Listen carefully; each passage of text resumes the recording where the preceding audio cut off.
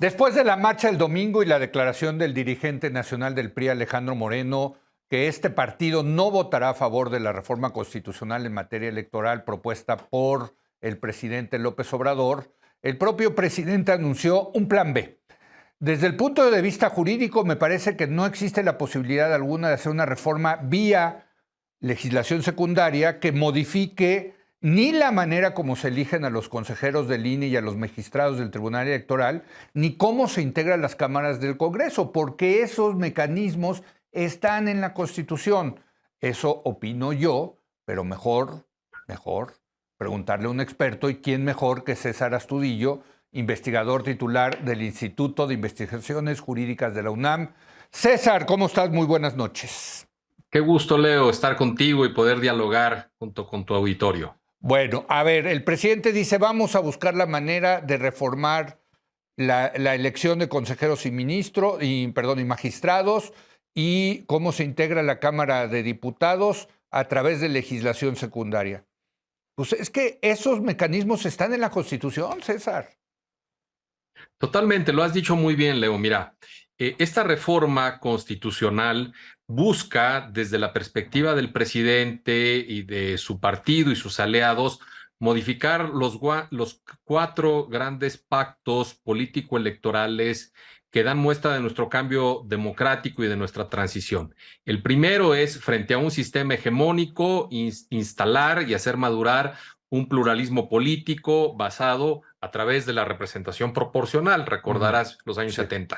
Segundo gran acuerdo, la conformación de instituciones electorales independientes y autónomas después de lo que sucedió con la caída del sistema en 1988. Correcto. Tercer acuerdo, nivelar las condiciones de la competencia electoral para que los partidos, sobre todo las oposiciones, pudieran competir todavía con el partido dominante. Básicamente, financiamiento, acceso a medios de comunicación. Esto también es a partir de los años 90. Y cuarto acuerdo, generar un sistema nacional de elecciones cada vez más robusto. Esto es 2007 y sobre todo 2014. Bueno, así es. Una de las características de estos cuatro grandes pactos políticos es que se constitucionalizaron. Sí. Los elementos de cada uno de ellos tienen anclaje constitucional, de tal suerte que para modificarlos se tiene que realizar una reforma constitucional, que ahora el presidente ha dicho que ya no tienen los votos y no les da, y que van a ir hacia un plan B. El plan B todavía no lo conocemos. Ha puesto la atención, como lo acabas de mencionar,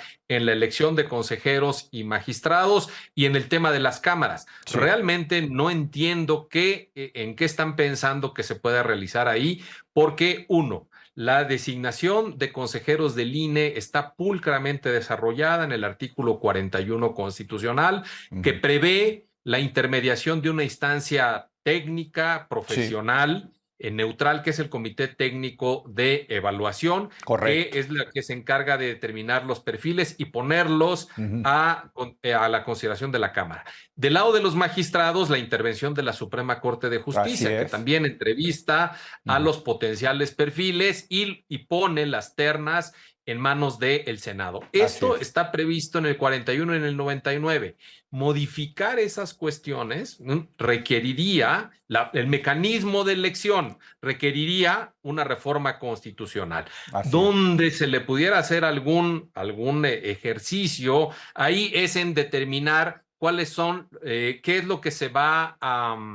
digamos, a través de qué mecanismos se van a verificar que los perfiles cumplan con un conocimiento especializado en la materia, una neutralidad política, etcétera, etcétera. Pero realmente el margen de maniobra es menor. La otra parte, la de el tamaño de las cámaras, está claramente establecido también en la Constitución. Si nosotros revisamos del artículo 50 constitucional hacia adelante, nos vamos a dar cuenta que establece el tamaño de las cámaras, los dos principios de mayoría y de representación proporcional, e incluso te dice la forma de asignar las diputaciones de representación proporcional. Realmente ahí casi no hay margen. Y después, si nos vamos, recordemos que también están tratando de hacer más chiquitos los congresos de los estados. Bueno, pues también el 116 establece las bases del principio de representación proporcional en los estados de la República, de tal suerte que realmente queda poco margen de maniobra, salvo que lo que estén pensando sea establecer, que no sería la primera vez, establecer un conjunto de reglas que directamente se confronten con el texto constitucional. Exacto, y ahí, a ver, entramos, porque lo he leído de muchas personas, de muchos comentaristas, que lo que quiere el presidente sería algo similar a lo que ocurrió con la ley de la industria eléctrica, ¿no? Que acabe, que es inconstitucional, que acabe en la Suprema Corte, que la Suprema Corte no logre los 8 votos, la mayoría calificada de 8 de 11 ministros, y que se queda ahí en una especie de limbo jurídico esta legislación. Pero ahí lo que entiendo, César, y te lo pregunto, es que a diferencia de la ley de industria eléctrica, cualquier cambio electoral también tiene que pasar el filtro del Tribunal Electoral del Poder Judicial de la Federación. Y ahí el tribunal, este tribunal especializado, puede detener esos cambios por ser inconstitucionales. Le llaman ellos, creo que inaplicabilidad, ¿no? Pero te pregunto. Correcto, la competencia, estás muy cerca ya de ser un estupendo abogado porque lo tienes muy claro, Leo. A ver, mira, en materia electoral la competencia está dividida en dos instancias. La Suprema Corte, que es la que puede revisar cualquier acto de legislación, de legislativo que modifique Sí. la legislación electoral o incluso que pudiera modificar la propia Constitución. Eso, es decir, cuando se modifica algo desde el legislativo, la Corte puede, a través de la acción de Sí. inconstitucionalidad, revisar si lo nuevo es conforme o contrario a la Constitución. Pero también el Tribunal Electoral entra. ¿Por qué? Porque el tribunal entra ante ejercicios directos de aplicación. ¿Qué podría existir en este caso? Si se determina que el mecanismo de designación cambia, sí se podría acudir al Tribunal Electoral para decir eso es inconstitucional y a Sí. través del juicio de protección de derechos político-electorales, el tribunal sí pudiera señalar que lo que se hizo contraría al orden constitucional.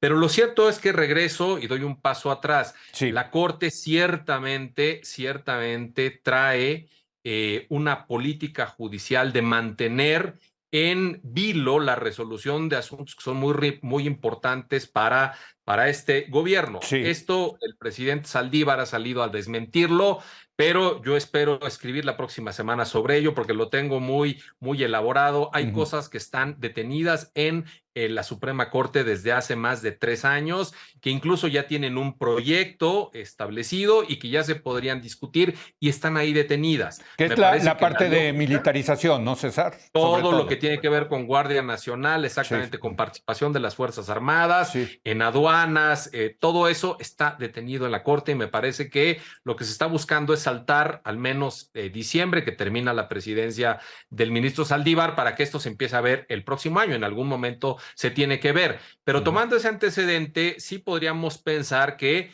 venga una reforma y también se instale en la Corte, pero detonen los actos, porque hay que decirlo, aun cuando se interponga una acción de inconstitucionalidad, eso no detiene a las normas jurídicas, no las suspende en su aplicación, sino que lo que determinen sigue funcionando, de tal suerte que podrían empezar y además meterle velocidad a intentar integrar los órganos bajo las nuevas reglas en lo que la Corte decide. Pero no lo puede parar esto, César, el Tribunal Electoral del Poder Judicial.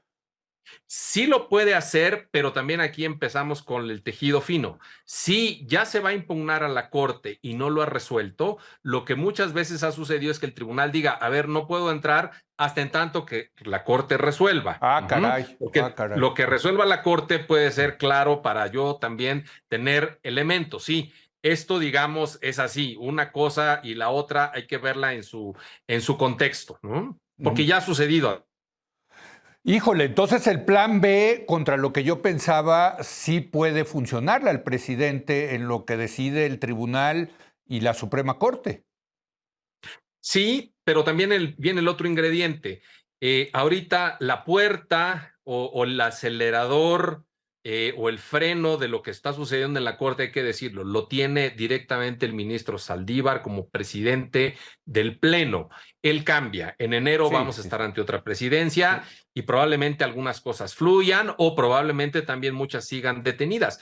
Es otra pieza dentro de este tablero del escenario que podemos tener enfrente.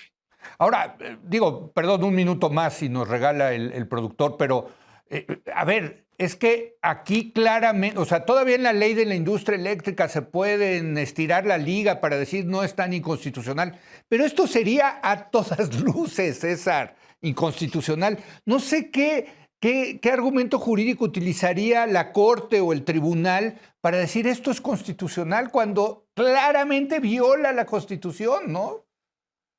Claro, me parece que este gobierno desde 2019, porque entró en diciembre de 2018, a los que nos dedicamos a estudiar esto, nos ha dejado muy clara la distinción entre una inconstitucionalidad y una anticonstitucionalidad.